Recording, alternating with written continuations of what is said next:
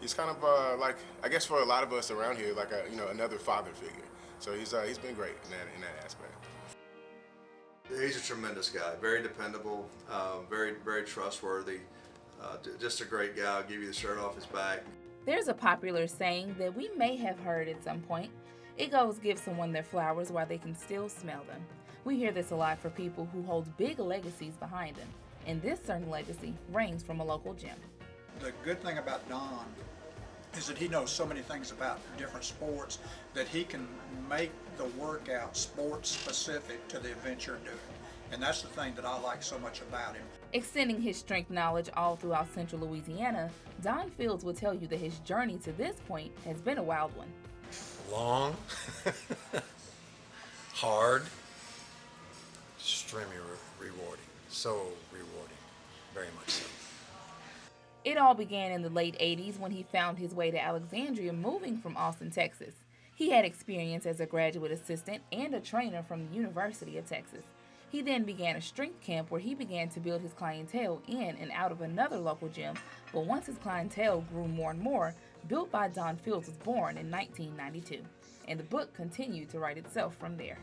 It's interesting to watch it grow. It's interesting to see the different things. Small areas need big programs in most sense, and so I think it's great that we have this here. At least a gym like this, and people like me and Don, and strength coaches that can kind of bring that atmosphere and this type of level of training to the area. So I asked Don the million-dollar question: what keeps you in this business for so long? Some people train for extra money, they train to pay off some extra bills, but Don says that, look, the money will come, but the passion is priceless.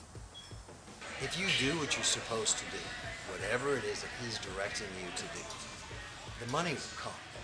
Someone taught me a long time ago, they don't care how much you know until they know how much you care. That same passion is also what drives Don to go beyond the gym. Over the decades, he's worked with so many athletes over time, and these local coaches are a testament to what his ethic has done for their programs.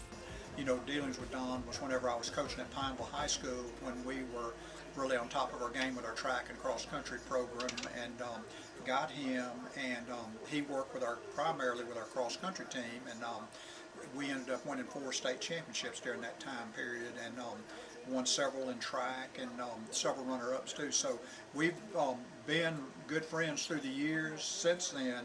We needed an offensive line coach, so Don came in and said, look, I'd like to do it, and his son Don Michael plays, and did a really good job for us. But his primary role is the strength conditioning. He'll have our kids all year long. He has them 12 months out of the year in the weight room, and then he stepped in this year and did a great job for us as offensive line coach. But without a doubt, Don Fields has and continues to leave his mark on his community, not expecting things to get as big as they've become.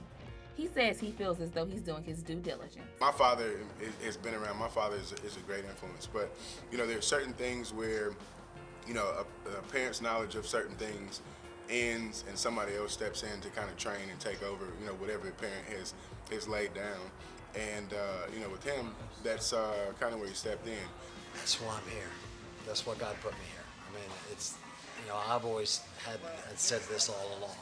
The reality is I should not be here. Obviously there's a reason why I'm here, and I just get up every morning and do what I do. And I'm very blessed to have what I have. Megan Glover, ABC 31 Sports.